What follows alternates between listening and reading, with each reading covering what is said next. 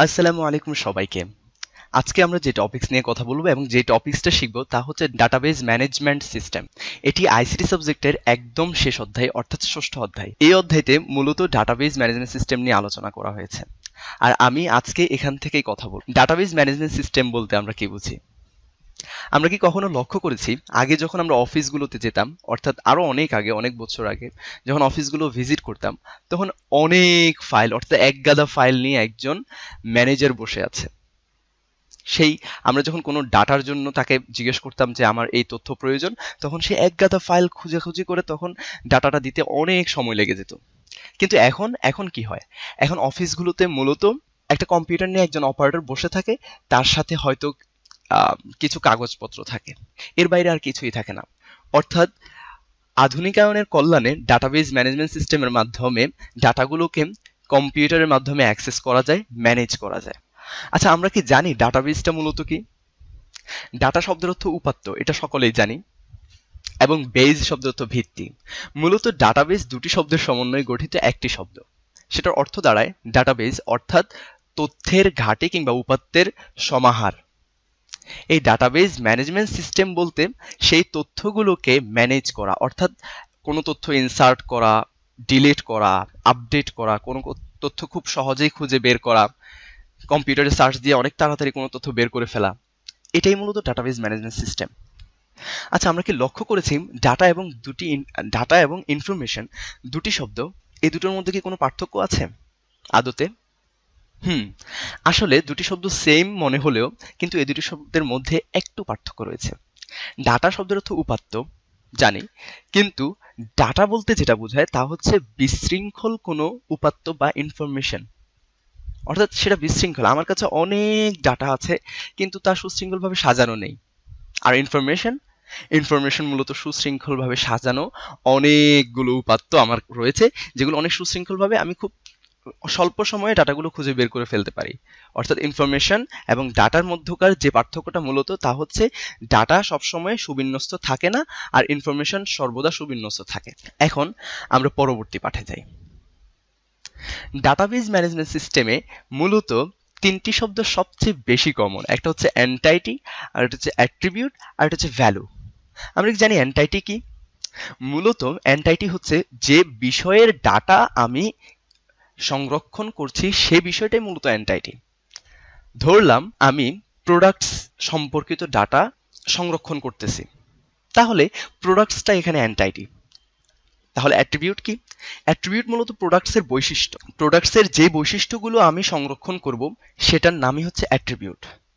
যেমন প্রোডাক্টসের নেম হতে পারে, প্রাইস হতে পারে, প্রোডাক্টসের ডেসক্রিপশন থাকতে পারে, প্রোডাক্টসের ডিসকাউন্ট থাকতে পারে।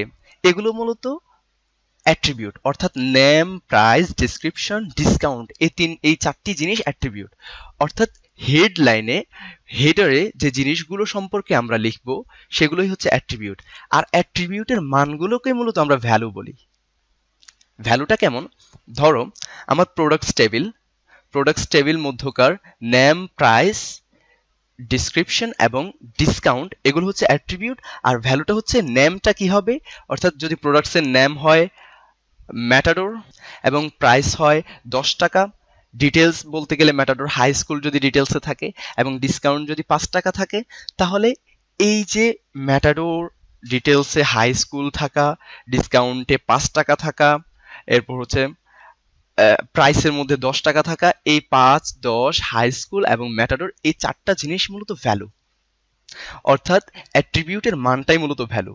আবার এন্টাইটিটা হচ্ছে মূলত যে বিষয় সম্পর্কিত ডাটা আমরা সংরক্ষণ করছি সেটাই হচ্ছে এন্টাইটি। আবার এরকম অনেকগুলো এন্টাইটি মিলে বলা হয় এন্টাইটি সেট।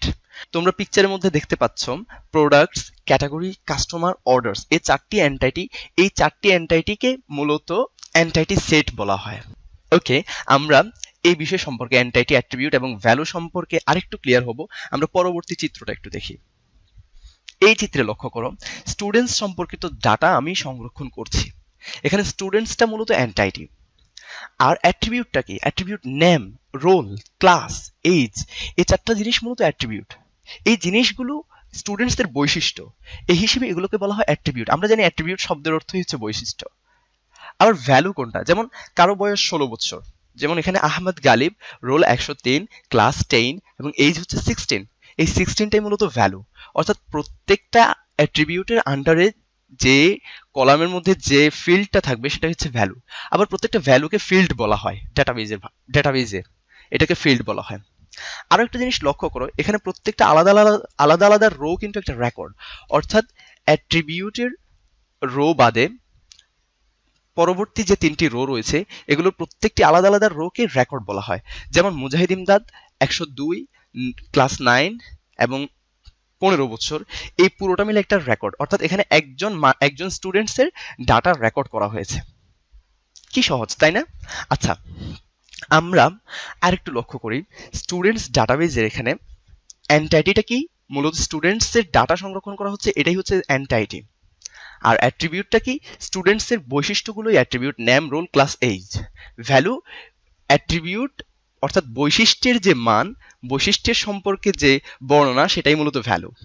ওকে, আমরা পরবর্তী চিত্রটি দেখি। Relational database management system.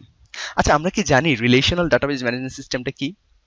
Relational মূলত একটা ডাটার সাথে, একটা এন্টাইটির সাথে আরেকটা এন্টাইটির রিলেশন থাকা, অর্থাৎ একটা টেবিলের সাথে আরেকটা টেবিলের রিলেশন থাকা, এটাই মূলত রিলেশনাল ডাটাবেজ ম্যানেজমেন্ট সিস্টেম। আমরা এখানে দুটি টেবিল দেখতে পাচ্ছি, একটা হচ্ছে স্টুডেন্টস টেবিল আর একটা হচ্ছে সেকশন টেবিল। স্টুডেন্টস টেবিলে লক্ষ্য করো, নেম মুজাহিদ ইমদাদ, রোল 102। আবার সেকশন টেবিলে লক্ষ্য করো, এখানে মুজাহিদ ইমদাদের কোনো নেম নেই, কিন্তু 102 রোল এ সেকশনে। তাহলে আমরা বুঝতে পাচ্ছি মুজাহিদ ইমদাদ মূলত এ সেকশনে পড়াশোনা করে। তার মানে এই দুটো টেবিলের মধ্যে একটা রিলেশন রয়েছে, সেটা কি দিয়ে? রোল নাম্বার দিয়ে। এই কারণে প্রথম টেবিলে যে রোল নাম্বার রয়েছে তাকে বলা হয় প্রাইমারি কি, অর্থাৎ এই কি দ্বারাই আমি পরবর্তী টেবিলের ফরেন কির মাধ্যমে ডাটাগুলো নিয়ে আসতে পারবো। আমরা যদি নিজামুদ্দিনের প্রাইমারি কি হচ্ছে 302, তাহলে নিজামুদ্দিন কোন সেকশনে পড়াশোনা করে সেটা যদি আমরা জানতে চাই, তাহলে সেকশন টেবিলে আমরা বলবো যে 302 সে কোন সেকশনে পড়াশোনা করে, তখন সেকশন টেবিল আমাদেরকে বলে দিবে সে সেকশন সি তে পড়াশোনা করে। তার মানে রিলেশন, এখানে একটা টেবিলের সাথে আরেকটা টেবিলের রিলেশনকে বোঝানো হয়েছে। কি চমৎকার, তাই না? Relational database management system. ইনশাআল্লাহ পরবর্তী ভিডিওতে আমি দেখাবো কিভাবে একটি ডাটাবেস ক্রিয়েট করা হয়, কিভাবে এন্টাইটিগুলো ক্রিয়েট করা হয়, কিভাবে অ্যাট্রিবিউটগুলোকে সেট করা হয়, কিভাবে ভ্যালুগুলো ইনসার্ট করা হয়, এবং এডিট, আপডেট, ডিলেট, সার্চিং সবগুলো পরবর্তী ভিডিওতে আসবে ইনশাআল্লাহ। 10 মিনিট স্কুলের সাথেই থাকুন। Thank you so much for watching this video and never stop learning.